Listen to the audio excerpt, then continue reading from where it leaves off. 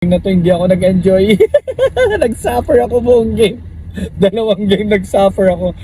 Oh gosh.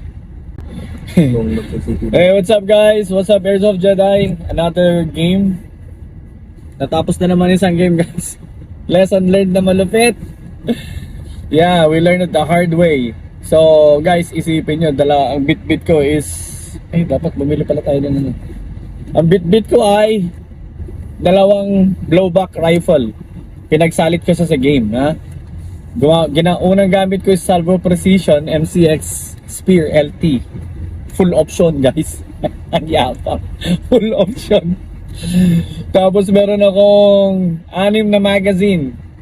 First game, nag-call out ako kasi ubos na yung BB ko, guys. Isang magazine is 30 BBs lang. Ha? So naubusan ako, hindi pa ako nahihit. Ako yung halos pinakaunang umalis sa first game. Second game, nakailang game ba tayo? Dalawa lang. Oo. Yung second game guys, ganun ulit. So ang hindi ko na nagamit yung Tokyo Marui.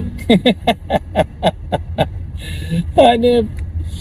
Sana, I mean, ang lesson learned dito, ang takeaway guys, sa Milsim event, ang gamitin nyo ay AEG. Dito tayo, no? AEG guys, AEG. Promise.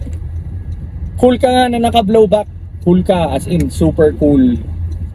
Super bigat ng loadout namin. Ang bigat, yung isang magazine, parang bato ang bigat. 6 na magazine. Sa sobrang bigat guys, tinanggal ko na yung suppressor ko para lang mabawasan yung bigat.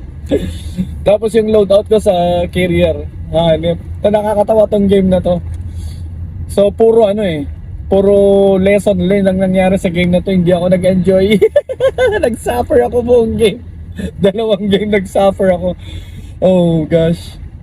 Yan, wag niyo pong tutularan yun. Cool tayong magkaroon ng gas blowback. Pero pag sa Milsim po, nag-stick na ako sa AEG. Mas nag-enjoy ako nung last game natin kasi naka-AEG ako na DMR. So, try natin mag-stick doon next time, guys. Naka-GNG ako at saka DMR na AEG. Pero nag-enjoy ako sa AEG. Long range, ang ganda nun. So, set up natin yun next time. Or baka mag-rattler ako. Kanina gusto kong mag-rattler na AEG kaso para sabihin ko matest ko yung mga rifle na dumating. So yan, lesson learned. Na-test tuloy ako sa field. Hindi ako nag-enjoy guys. Puro airsoft lesson learned. We learned it the hard way guys. So yeah, don't follow my footsteps. Unless gusto niyo maging cool at saka magbitbit ng sandamukal na gear na napakabigat. Hindi ako makatakbo. Di ba meron akong drop pouch? Para ako may tae sa pit, gumaganon. Solid. So natatawa ako, sabi ko.